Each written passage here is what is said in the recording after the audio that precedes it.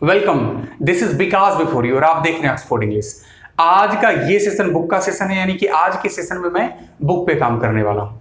Book पे काम तो मैं पहले ही से कर रहा हूँ और आज से पहले तक मैंने जिस चैप्टर को डील किया उस चैप्टर का नाम है Indian civilisation and culture by Mahatma Gandhi.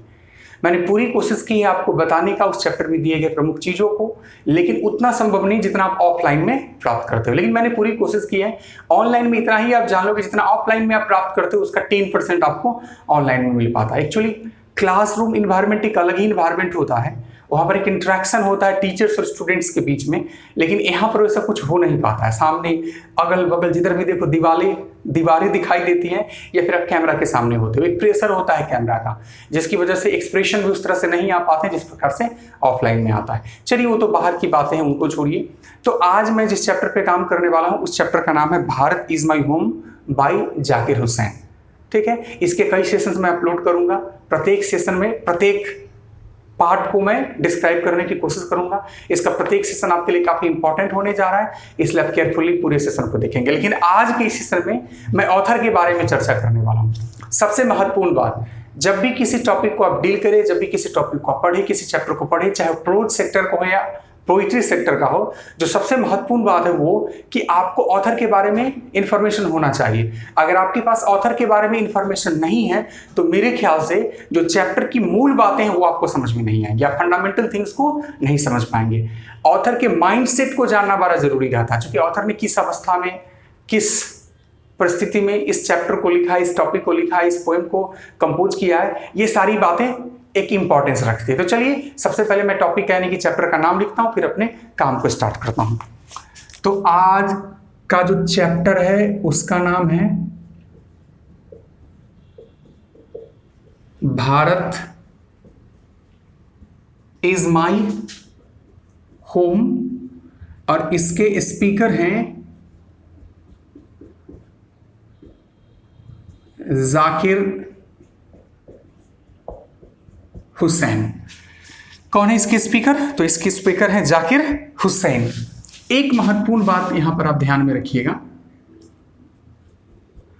वो महत्वपूर्ण बात यह है कि जब भी किसी चैप्टर के बारे में आप पढ़ते हैं तो कभी कभी एक चीज आपको पता होना चाहिए कि चैप्टर है क्या। तो सबसे पहले मैं बता दूं कि आज का जो चैप्टर है भारत इज माई होम, ये एक स्पीच का पार्ट है। डॉक्टर जाकिर हुसैन के द्वारा एक स्पीच डिलीवर की गई थी, उसका एक छोटा सा अंश है। सवाल उठेगा डॉक्टर जाकिर हुसैन कौन थे या कौन है, उन्होंने क्यों इस स्पीच को डिलीवर किया, सारी बातों पर हम लोग चर्चा करेंगे। तत्काल जानिए कि आज जो हमारा टॉपिक है, इस टॉपिक का नाम क्या है? Bharat is my home. और ये किसके द्वारा है? तो ये है जाकिर हुसैन के द्वारा है। तो सबसे पहले मैं डॉक्टर जाकिर हुसैन साहब के बारे में आपको बताऊंगा, फिर आगे धीरे धीरे मैं बढ़ूंगा। तो चलिए सबसे पहले देखिए, ये देखिए फर्स्ट पॉइंट। सबसे पहले मैंने क्या लिखा? जाकिर, या डॉक्टर लिखिए बेहतर रहेगा, doctor Zakir Hussain was born in 1897। अच्छा, आपको ये याद रखना पड़ेगा क्योंकि ऑब्जेक्टिव क्वेश्चन जब आपके सामने आएंगे तो डेट ऑफ बर्थ से क्वेश्चन आ सकता है, क्या है, आता है। तो आप इसको याद रखेंगे। अगर आप इन डेट्स को नहीं याद रखेंगे तो आप हो सकता है कि क्वेश्चन मिस करेंगे। तो doctor Zakir Hussain was born in 1897, यानी कि डॉक्टर जाकिर हुसैन का जन्म कब हुआ था? 1897 में हुआ था। Second point, he died in 1969, और उनकी मौत कब हुई थी? तो 1969 में। अच्छा, एक सवाल उठेगा कि उनका जीवन काल क्या था, जीवन लाइफ पीरियड क्या है। तो चलिए इसको जरा कैलकुलेट कर लेते हैं। इजी है, इट्स इजी। ये देखिए मैंने क्या लिखा, 1969, ये फिर मैंने लिखा 1897। 97 यहाँ हो जाएगा 2, यहाँ से 1 लेंगे तो कितना हो जाएगा? 16 9 माइनस करेंगे तो क्या आ जाएगा? 7, ये तो कट गया 72। यानी उनका लाइफ स्पेन कितना दिन का था? 72 ईयर्स का था। यहां पर अब लिख सकते हैं his life span was of 72 years. या फिर आप ऐसा भी लिख सकते हैं कि ही lived on the earth for 72 years।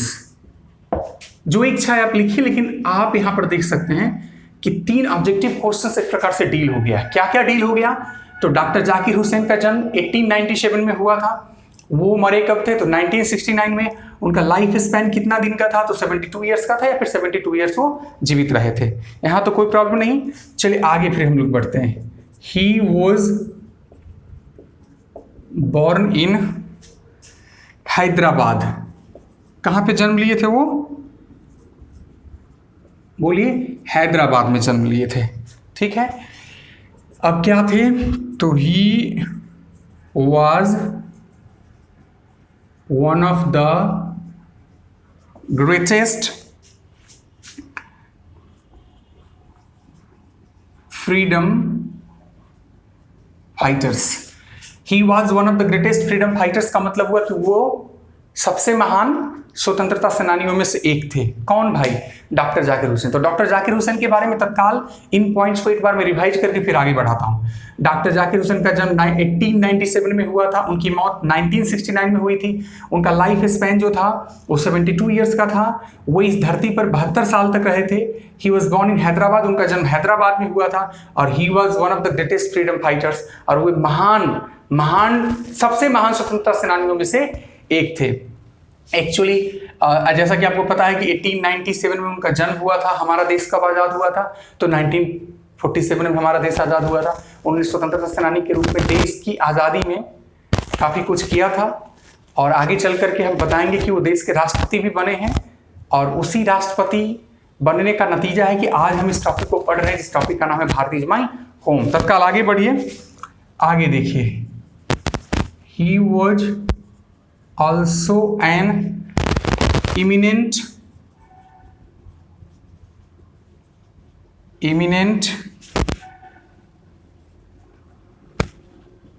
educationist। he was also an eminent educationist। अब एक सवाल उठेगा कि इमिनेंट एजुकेशनिस्ट का मतलब क्या हुआ? तो सबसे पहले इमिनेंट शब्द को जान लीजिए। इमिनेंट का मतलब होता है प्रख्यात, प्रसिद्ध भी आप बोल सकते हैं, या जाने माने बोल सकते हैं। He was an eminent educationist. और एजुकेशनिस्ट का मतलब होता है शिक्षावादी। वो एक प्रख्यात या प्रतिष्ठित शिक्षावादी थे। अच्छा, ये शिक्षावादी शब्द को आप समझ रहे हैं कि नहीं समझ रहे? तो मैं बता देता हूं। देखिए, शिक्षावादी शब्द को समझने के लिए मैं थोड़ा सा टॉपिक से आपका ध्यान हटाऊंगा, थोड़ा सा अलग ले चलूंगा, और कुछ दूसरे शब्दों के माध्यम से अगर मैं बताऊंगा तो शायद आप शिक्षावादी शब्द को बड़े अच्छे से समझ जाएंगे। सबसे पहले जानिए, एक शब्द था आतंकवादी। इस शब्द को हर कोई जानता है। तो सवाल उठता है कि आतंकवादी किसको कहते हैं? तो जो आतंक को बढ़ावा देता है, आतंक का समर्थन करता है, उसको आतंकवादी बोलते हैं। चलिए, एक शब्द होता है परिवारवादी। भाई, परिवारवादी किसको बोलते हैं? तो जो परिवार की बात करता है, जो परिवार को बढ़ावा देता है, परिवार की भलाई की बात करता है, परिवार को प्रमोट करता है, उसको परिवारवादी बोलते हैं। चलिए, एक शब्द होता है समाजवादी। भाई, समाजवादी किसको कहेंगे? तो जो समाज की बात करता है, जो समाज को बढ़ावा देने की कोशिश करता है, जो समाज के हितों में सोचता है, समाज के हितों में कार्य करता है, उसको समाजवादी बोलते हैं। तो फिर उसी प्रकार एक टर्म आ गया एजुकेशनिस्ट। एजुकेशनिस्ट का मतलब होता है शिक्षावादी। अब सवाल उठेगा, एजुकेशनिस्ट किसको बोलते हैं? तो वह जो शिक्षा की वकालत करता हो। शिक्षा की वकालत कहने का मतलब है कि शिक्षा की बढ़ावा की बात करता हो, जिसका जीवन का प्रमुख उद्देश्य है लोगों को शिक्षा के बारे में बताना, उनके शिक्षा के उपयोगों को बताना, यानी अपने जीवन को शिक्षा के प्रति समर्पित कर देना, सिर्फ अपने लिए नहीं, दूसरों के लिए। तो शिक्षा की भलाई के बारे में बात करने वाला, काम करने वाला, शिक्षा के विकास के बारे में सोच रखने वाले को ही शिक्षावादी बोलते हैं। तो he was also an eminent educationist. वो एक प्रख्यात प्रसिद्ध शिक्षावादी भी थे। किसकी बात हम कर रहे हैं? तो डॉक्टर जाकिर हुसैन की बात कर रहे हैं। डॉक्टर जाकिर हुसैन का जन्म 1897 में हुआ था। उनकी मौत 1969 में हुई थी। उनका लाइफ स्पैन 72 ईयर्स का था, या फिर 72 ईयर्स वो जीवित रहे थे। उनका जन्म हैदराबाद में हुआ था। वो एक महान स्वतंत्रता सेनानियों में से क्या थे? एक थे। वो एक प्रख्यात शिक्षावादी भी थे। यहां तक बातें समझ में आ गई होंगी मेरे ख्याल से। ठीक है। He became the president of India in 1967। वो भारत के राष्ट्रपति बने थे। कब बने थे? तो 1967 में बने थे। कौन? डॉक्टर जाकिर हुसैन। 1967 में भारत के वो राष्ट्रपति बने थे, इंडिया के प्रेसिडेंट बने थे। अच्छा, एक सवाल यहाँ उठेगा कि वो कितने दिनों तक राष्ट्रपति रहे होंगे। थोड़ा सा कॉमन सेंस आप यहाँ पर अप्लाई कर सकते हैं। जैसे बताइए उनकी मौत कब हुई थी भाई, तो उनकी मौत हुई थी 1969 में। अच्छा, राष्ट्रपति कब बने थे प्रेसिडेंट, तो 1967 में। तो कितने दिनों तक वो राष्ट्रपति रहे होंगे, तो लगभग 2 ईयर्स तक, 2 साल तक रहे होंगे क्या, ये बात आप ध्यान में रखिएगा। तो प्रेसिडेंट बने थे 1967 में। अच्छा, बिफोर क्या लिखा मैंने, बिफोर बीइंग द प्रेसिडेंट, क्या लिखा मैंने, before being the president of our country he had served Bihar as the governor। ये भी जरा पॉइंट है, इंपॉर्टेंट है। Before being the president of our country he had served Bihar as the governor. Bihar के governor भी रह चुके थे डॉक्टर जाकिर हुसैन। राष्ट्रपति कब बने थे, तो 1969 में बने, 1967 में बने थे। 1969 में तो उनकी डेथ हो गई थी। और राष्ट्रपति यानी कि प्रेसिडेंट बनने से पहले वो बिहार के गवर्नर भी रह चुके थे। बिहार में भी उन्होंने सेवा दी थी, बिहार की भी उन्होंने सेवा किया था गवर्नर के रूप में। अच्छा, अगला देखिए, द प्रेजेंट, क्या लिखा मैंने, the present piece of work, क्या लिखा मैंने, the present piece of work. यहां से आप इन्वर्टेड कॉमा ले सकते हैं। Bharat is my home, the present piece of work, Bharat is my home, the present piece of work, Bharat is my home is a part of a speech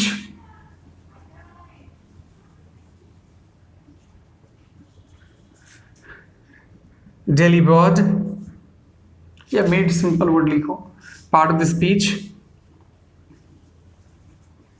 made by him.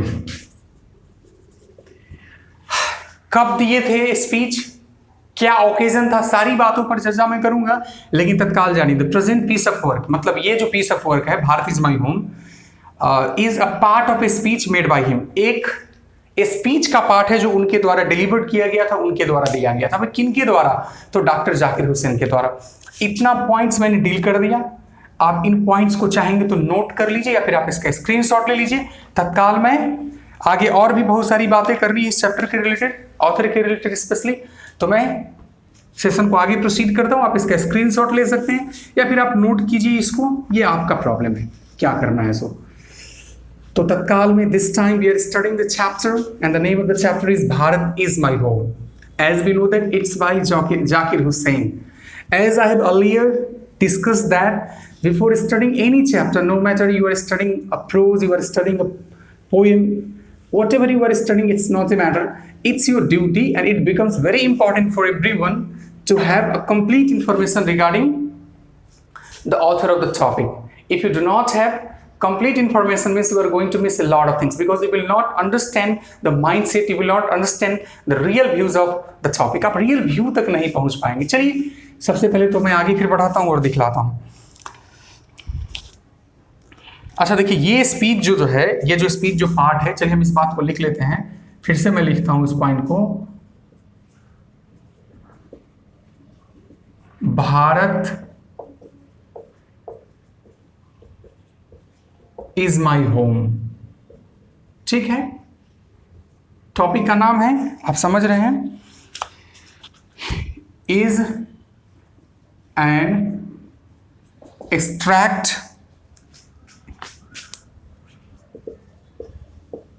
From the speech he gave in 1967 after taking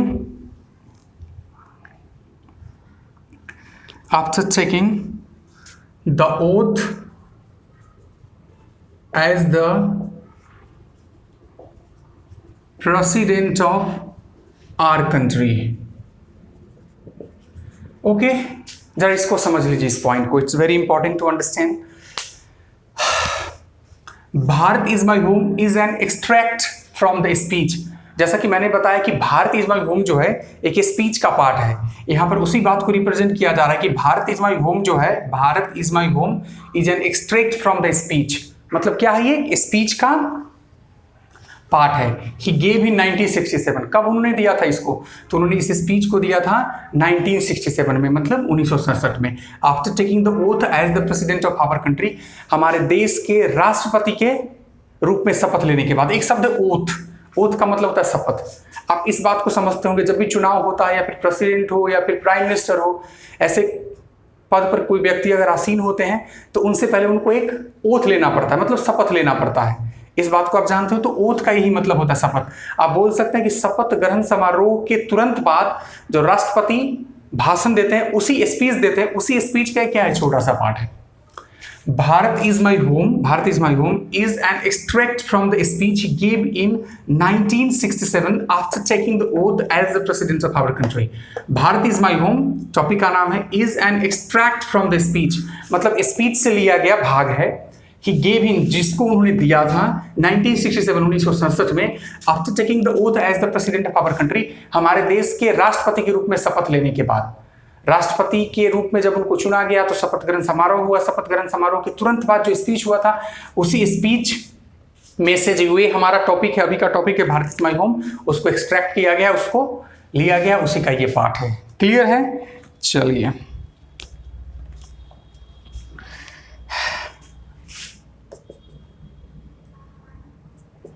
it was his first speech as the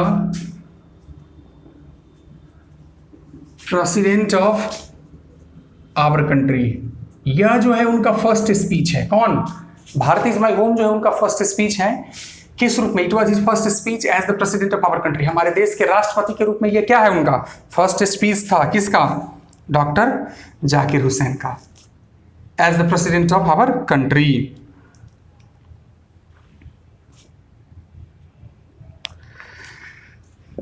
through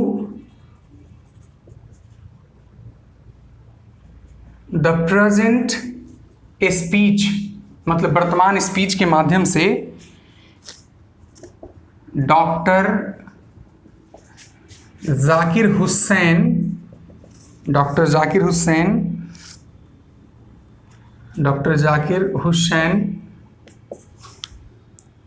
pleases, अच्छा pledge का मतलब क्या होता है? शपथ लेना, ठीक है। Pledges himself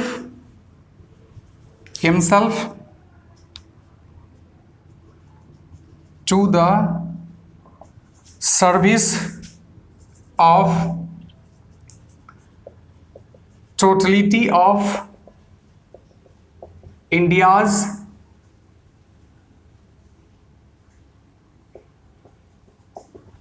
culture through the present speech, मतलब इस वर्तमान स्पीच के माध्यम से, इस वर्तमान स्पीच के द्वारा doctor Zakir Hussain pledges, doctor Zakir Hussain शपथ लेते हैं खुद में himself to the service of totality of India's culture. Bharat के की जो संस्कृति है उसकी पूर्ण रूप की, उनकी पूर्णतः सेवा की वो शपथ लेते हैं डॉक्टर जाकिर हुसैन इस स्पीच के माध्यम से। तो डॉक्टर जाकिर हुसैन, चूंकि चैप्टर का नाम है भारत इज माई होम, इसके बारे में मोटा मोटी तौर पर आपको इंफॉर्मेशन मिल गया है कि इसका क्या है, ये क्या है, नहीं है। एक बार फिर से मैं सारी बातों को रिकॉल कर देता हूं। देखिए, भारत इज माई होम क्या है? तो भारत इज माई होम जो है एक स्पीच का पार्ट है। भाई किस स्पीच का पार्ट है?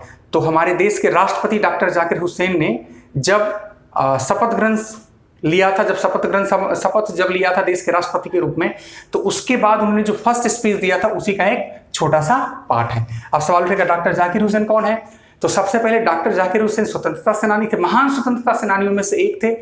दूसरी बात की शिक्षावादी थे, और तीसरी बात की कि बिहार के गवर्नर भी थे। और जब चौथी बात की बात करेंगे तो भारत के राष्ट्रपति बने थे। भाई ये कब भारत के राष्ट्रपति बने थे? तो 1967 में डॉक्टर जाकिर हुसैन भारत के राष्ट्रपति बने थे। 1969 में इनकी डेथ हो गई थी। इनकी मौत कब, जन्म कब हुआ था? तो 1897 में इनका क्या हुआ था? जन्म हुआ था। और ये जो है Bharat is my home speech का पार्ट है, उनके द्वारा राष्ट्रपति के रूप में दिए गए फर्स्ट स्पीच का क्या है, पार्ट है। तो मुझे लगता है कि ऑथर के बारे में आपको कंप्लीट इंफॉर्मेशन मिल गया है। तो अब नेक्स्ट क्लास में जब हम उपस्थित होंगे, when I shall be in the next class, I will give you reading. मैं आपको रीडिंग दूंगा चैप्टर का, मतलब मीनिंग बताऊंगा लिखे गए लाइंस का। लेकिन तत्काल में क्या कीजिए, आप जो जो पॉइंट्स आज के सेशन में मैंने बताया है उसको समझने की कोशिश कीजिए, उसको माइंड में सेट कीजिए, क्योंकि आगे जो हम लोग काम करेंगे उसमें आपकी इन चीजों से काफी मदद मिलेगी। तो मदद मिलेगी। तो आज दीजिए मुझे विकास कुमार को इजाजत, फिर मिलकर अगले सेशन में कुछ नई चीजों के साथ। तब तक के लिए बाय।